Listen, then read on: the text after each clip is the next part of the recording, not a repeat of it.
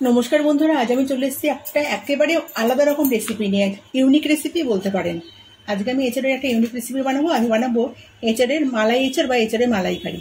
ওই জন্য আমি একটা হাফ এঁচড়কে নিয়ে নিয়েছি, দিয়ে একটু ছোট ছোট করে কেটে আমি ভাপ দিয়ে নিয়েছি। এই যে নরম হয়ে গেছে। এবার এর মধ্যে কিছু মশলা মাখাবো। ওই জন্য আমি আদা আর কাঁচা লঙ্কার একটা পেস্ট করে নিয়েছি, সেটা এর মধ্যে দিয়ে দেবো। মিক্সির বাটিতে মধ্যেই রয়েছে, সদ্য পেস্ট করেছি।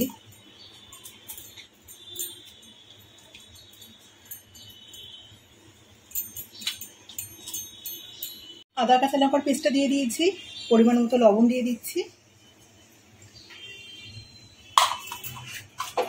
আর দেব বাইন্ডিংয়ের জন্য দেব ছোট চামচের 1 চামচ কর্নফ্লাওয়ার আর 1 চামচ ময়দা। এবার আমি এটাকে ভালো করে মেখে 10-15 মিনিটের জন্য রেস্টে রেখে দেব। 10 মিনিট হয়ে গেছে ম্যারিনেট করে রাখা এঁচড়টাকে। আর এখানে আদা, জিরা আর কাঁচা লঙ্কা বেটে নিয়েছি, তার মধ্যে সামান্য একটুখানি হলুদ অ্যাড করে দেবো। মশলাটা রেডি।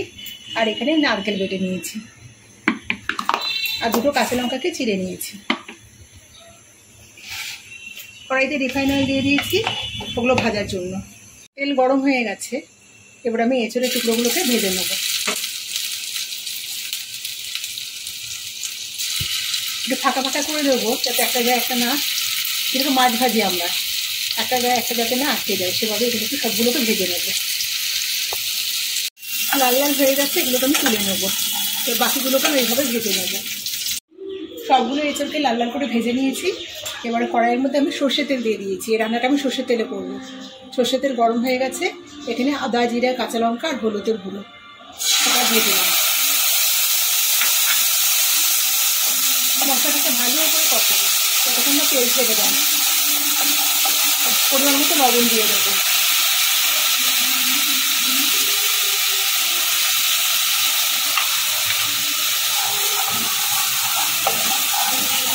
মিনিট 5 সময় ধরে মশলাটাকে কষাবো। মশলা যত ভালো করে কষাবো কিন্তু রান্নার টেস্ট তত বেশি হবে।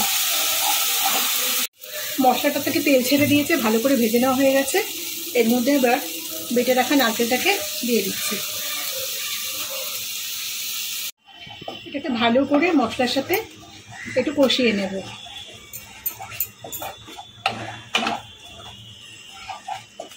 মিনিট 2 সময় ধরে এটাকে কষিয়ে নিতে হবে। মশলার সাথে নারকেল বাটাটাকে ভালো করে কষিয়ে নেওয়া হয়ে গেছে। এবার এঁচড়গুলো এর মধ্যে দিয়ে দিচ্ছি। এঁচড়টা দিয়েও ভালো করে নেড়ে চেড়ে নেব। এটা খেতে না ভীষণ সুস্বাদু হয়। বন্ধুরা একবার এইভাবে বানিয়ে দেখবেন, আশা করি আপনাদের ভালোই লাগবে।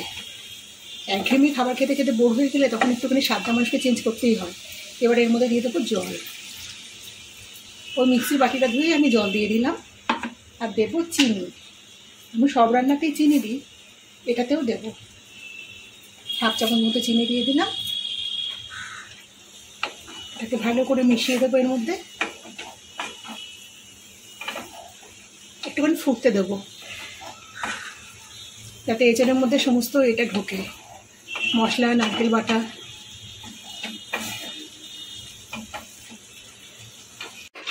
গ্রেভিটা অনেকটাই কমে গেছে।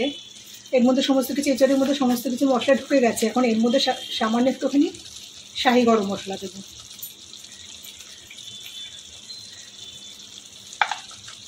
ভালো করে নেড়ে চেড়ে নেব।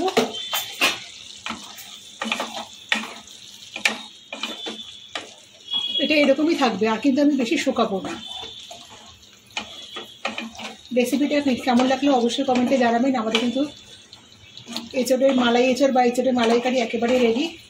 রেসিপিটা কেমন লাগলো অবশ্যই কমেন্টে জানাবেন। আর রেসিপিটা ভালো লেগে থাকলে একটা লাইক দেবেন। আর যে সমস্ত নতুন বন্ধুরা আমার চ্যানেলটাকে এখনও সাবস্ক্রাইব করেনি, তারা অবশ্যই চ্যানেলটাকে সাবস্ক্রাইব করবেন।